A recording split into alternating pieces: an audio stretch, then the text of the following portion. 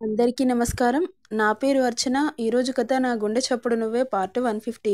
Next day morning మెలకువ వచ్చిన అంజుకి అతడి బిగి కౌగిల్లో ఉన్న తను ఊపిరి సలపక అవస్థ పడుతుంటే హర్ష అంటుంది. అంటాడు. కాస్త పట్టుని లూజ్గా వదలరా అనగానే వదలను, నాకు ఇలాగే బాగుంది, ప్లీజ్ రా, నీ పట్టుకి ఎముకలు విరిగిపోయేలా ఉన్నాయి, విరిగితే కట్టు కట్టిస్తా కానీ కాసేపు ఇలాగే ఉండవే, కట్టైన కట్టిస్తావు కానీ వదలవా? వదలను, నీ వెచ్చటి శరీరంలో ఇంకాసేపు సేద తీరాలని అనిపిస్తుంది, ఈ క్షణం ఇలాగే ఆగిపోతే ఎంత బావుండు అనుకుంటూ ఫోర్హెడ్ కిస్ పెడతాడు. అతడి మాటలకి ప్రేమగా చూసి హర్ష బుగ్గ నిమురుతూ గుండెల్లో గువ్వ పిట్టలాగా అతడు వదిలే వరకు అలాగే ఉండిపోతుంది. హర్ష అంటుంది. ఏంటి బేబీ? నేనొకటి అడుగుతా చెప్పు. ఏంటో? నేను నీకు బోర్ కొడితే ఏం చేస్తావురా అనగానే ఆ మాటకి ఒక్కటి పీకి, అమ్మా ఆవకాయ అంజలి ఎప్పుడూ బోర్ కొట్టరు, నువ్వే మూవీ డైలాగ్ బాగుందా? మళ్ళీ ఏదో గుర్తొచ్చిన దానిలా, హర్ష నీకు ఒక విషయం చెప్పాలిరా అంటుంది భయంగా. ఏంటి బేబీ? నైట్ నేను పిల్స్ వేసుకోలేదు, నేను నిద్రలో ఉన్నప్పుడు నువ్వు సడన్గా వచ్చేసరికి మర్చిపోయాను అనగానే, నేను వేసుకున్నానులే, కానీ ఇప్పటి నుండి మాత్రం మర్చిపోకుండా నువ్వే వేసుకోవాలి, లేకపోతే చంపి పూడుస్తా, కంగుమంది హర్ష వాయిస్. బాబోయ్, నాకు పెద్ద టాస్క్ ఇచ్చాడుగా అని అనుకుంటూ అలాగే ఆలోచనలో పడుతుంది అంజు. చించింది చాలు కానీ పద అంటూ ఆమెను వదులుతాడు. ఎక్కడికి అంటుంది. వాష్రూమ్ వెళ్ళి రాపో, గ్రౌండ్కి వెళ్దాం, ఈరోజు నుండి నీ ప్రాక్టీస్ స్టార్ట్ అవుతుంది, ఇద్దరం కలిసి రన్నింగ్ చేద్దాం పదా అనగానే, ఓకే హర్ష అంటూ అంతే ఉత్సాహంగా వాష్రూమ్ వెళ్ళి వచ్చి ఇద్దరూ కలిసి ఇంటి బ్యాక్ సైడ్ ఫుట్బాల్ కోర్ట్లోకి వెళ్ళగానే రన్నింగ్ స్టార్ట్ చేసి తర్వాత వార్మప్స్ చేసి ఇక ప్రాక్టీస్ స్టార్ట్ చేస్తారు. ఆడటం చాలా రోజులు గ్యాప్ రావడంతో కాస్త పట్టు తప్పుతుంది అంజలికి. ఏమైందే అలా ఆడుతున్నావు? సీరియస్ అవుతాడు హర్ష ఒక్క బాల్ కూడా వేయకపోవడంతో. ఒంట్లో ఓపిక ఉండొద్దా బాబు?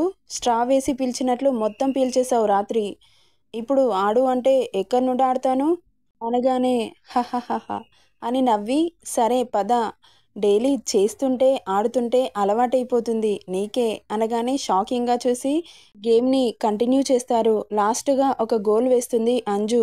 వేసిన తన ఆనందానికి హద్దులు లేకుండా ఎగురుతూ ఉంటే ముద్దుగా అనిపిస్తుంది హర్షకి.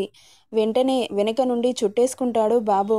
ఇక ఆ స్పర్శకి గెంతులు వేయడం ఆపి, ఏంటి బాబు అలా పట్టేసుకున్నావు, ఆడదాం పదా అంటుంది.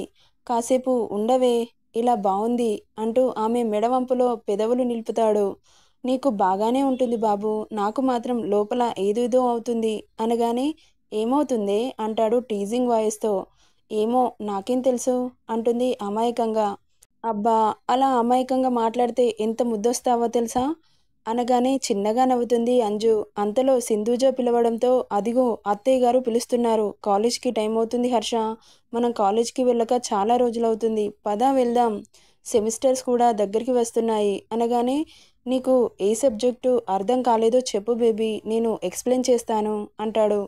ఓకే హర్ష, తప్పకుండా అడుగుతాను, ఈరోజు కాలేజ్కి వెళ్తే తెలుస్తుంది అంటూ అతని చేతులు విడిపించుకోవడానికి ట్రై చేస్తున్నా వదలకపోవడంతో, వదలండి మహాశయ అనగానే ఆమె వీపు మీద ముద్దు పెట్టి ఆమెని అతడి వైపుకు తిప్పుకొని పెదవుల మీద చిన్న పేక్ ఇచ్చి వదలగానే షాక్ అవుతుంది అంజలి.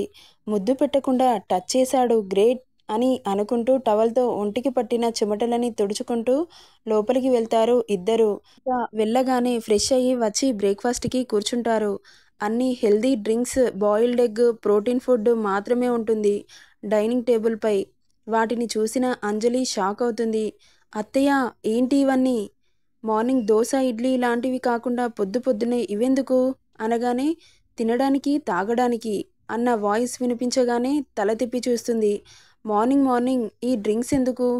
నువ్వు డైట్ ఫాలో అవుతూ హెల్దీ ఫుడ్ తీసుకుంటూ ప్రాక్టీస్ చేయాలి బేబీ, నాకు ఇష్టం వచ్చింది తింటా అంటే తోలు వలిచేస్తా అనగానే, బాబోయ్, టార్చర్ మళ్ళీ స్టార్ట్ చేశాడ్రా బాబు అని అనుకుంటూ జొన్న రొట్టె, green leaf curries, boiled egg, రాగి జావా, జ్యూసెస్ ఇవి తాగలేక తినలేక కష్టపడుతుంటే, నాకు వద్దత్తయ్య అంటుంది ఏడుపు మొహంతో. తినకుండా కాలేజ్కి వెళ్తాను అంటే మాత్రం అవసరం లేదు, నువ్వు ఇంట్లోనే ఉండు, అవి తినే వరకు కాలేజ్కి రావద్దు అంటూ మిగతా వాళ్ళు ఫాస్ట్గా తింటూ ఉంటారు. వాళ్ళ ఫుడ్ని చూసి అబ్బా అవి తింటే ఎంత బాగుండు అని ఊరిలొస్తుంటే కంట్రోల్ చేసుకుంటూ ప్లీజ్ రా నేను ఇడ్లీ తింటా అంటుంది బుజ్జి పప్పిలాగా ఫేస్ పెట్టి. అలా చూసి నన్ను మెల్ట్ చేయాలని చూడకు పాప, నీ వేషాలకి నేను కరగను కానీ మూసుకొని తిను, ఈ విషయంలో నిన్ను ఎవ్వరూ కాపాడలేరు అనగానే వదినా ఇదిగో చూడు, వావ్ ఎంత బాగున్నాయో తెలుసా ఇడ్లీలు, అలా నోట్లో వేసుకుంటే ఇలా కరిగిపోతున్నాయేంటి వదినా అంటూ ఆమెకు ఊరిలుస్తూ తింటూ ఉంటారు. నిత్య టైం చూసి ఆడుకుంటున్నావు కదా, చెబుతా నీ పని అనగానే టైం వచ్చినప్పుడు కదా వదినా, ఇప్పుడు నా టైం నడుస్తుంది, సో నేను ఆ ఛాన్స్ని ఎలా వదులుకుంటాను. శ్వేత దోశ చూడు ఎంత బాగుందో, క్రిస్పీగా, వావ్ నోట్లో వేసుకుంటే క్రంచీ క్రంచీగా చాలా బాగుంది కదా అని అనుకుంటూ అంజలిని ఏడిపిస్తూ తింటూ ఉంటారు. రేయ్ ఏంట్రా నీ టార్చర్, నా చెల్లెల్ని మనస్ఫూర్తిగా కూడా తిననివ్వవా, ఏంట్రా దానికి వత్తాస పలుకుతున్నావా, నోరు మూసుకొని తినండి, ఎక్కువ చేశారనుకో పచ్చి కూరగాయలు జ్యూస్ చేసి పెడతాను, డైలీ అవే తాగాలి విత్ కాకరకాయ జ్యూస్ అనగానే కళ్ళు పెద్దవి చేసి షాకింగ్గా చూస్తూ వాటికంటే ఇవే బెటర్ అన్నయ్య, మీరు నన్ను సపోర్ట్ చేయకండి లేకపోతే ఈ మహానుభావుడు అవి కూడా తాగిస్తాడు నాతో, తాగలేక చచ్చిపోవాలి ప్లీజ్ అన్నయ్య అనగానే మౌత్ మ్యూట్ చేసుకుంటాడు కిరణ్. పాపం నా చెల్లికి ఎన్ని కష్టాలో అనుకుంటాడు. పాప తినలేక తాగలేక కష్టపడి మొత్తం ఫినిష్ చేసేస్తుంది. ఇక ఒక్కొక్కరు లేచి కాలేజ్కి స్కూల్కి బయలుదేరుతారు. డ్రైవర్ శ్వేత ఆనంద్ని స్కూల్ దగ్గర దింపడానికి తీసుకెళ్తాడు. కిరణ్ నిత్యని తీసుకుని వెళ్ళిపోతాడు. హర్ష అంజుని తీసుకుని కాలేజ్కి వెళ్తాడు. అలా ఒక్కొక్కరు వెళ్ళిపోవడంతో ఇల్లంతా సైలెంట్గా అయిపోతుంది. పిల్లలు ఉన్నప్పుడు ఏ టెన్షన్ లేకుండా వాళ్ళతో హ్యాపీగా గడిపేస్తుంది సింధుజ. వాళ్ళు వెళ్ళగానే ఆలోచనల ప్రవాహంలో కొట్టుకుపోతుంది. అంతలో మొబైల్ రింగ్ అవడంతో కాల్ లిఫ్ట్ చేస్తుంది సింధు. హలో ఎవరు అంటుంది. అప్పుడే మర్చిపోయావా సింధు అంటాడు.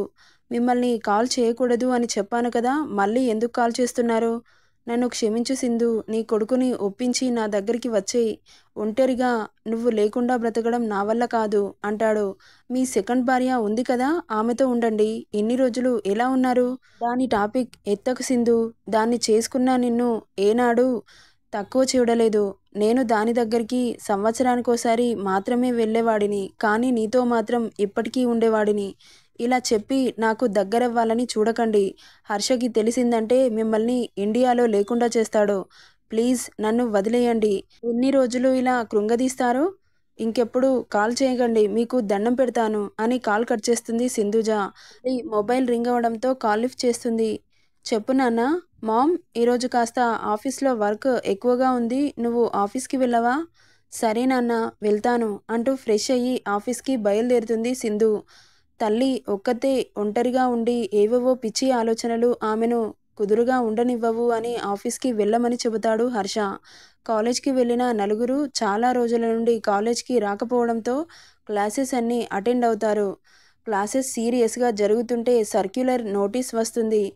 ఏంటో అని ఇంట్రెస్టింగ్గా చూస్తూ ఉంటారు స్టూడెంట్స్. లెక్చరర్ అంజలిని పిలిచి సర్క్యులర్ నోటీస్లో ఉన్న మ్యాటర్ని అందరికీ చెప్పమని చెబుతాడు.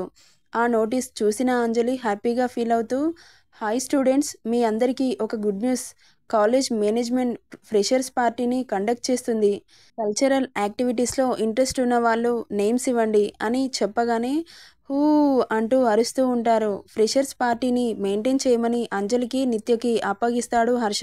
అంజలి హర్ష ఆఫీస్ రూమ్కి వెళ్ళి డోర్ ఓపెన్ చేసి ఎదురుగా ఉన్న బాబుని చూడగానే ల్యాపీలో సీరియస్గా వర్క్ చేసుకుంటూ కనిపించగానే మే ఐ కమిన్ సార్ అంటుంది. పర్మిషన్ తీసుకోవాల్సిన అవసరం లేదు కానీ దా అంటాడు.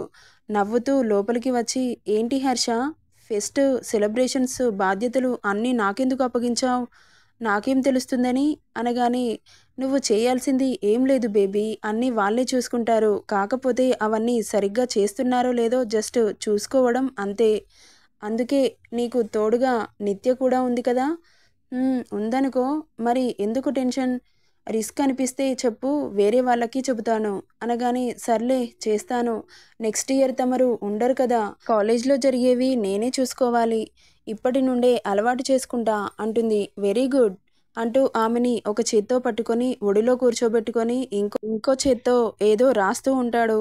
వావ్ బేబీ, నీ రైటింగ్ ఎంత బాగుంది, నీ సైన్ కూడా చాలా బాగుంది, నాకు నేర్పించవా అంటుంది.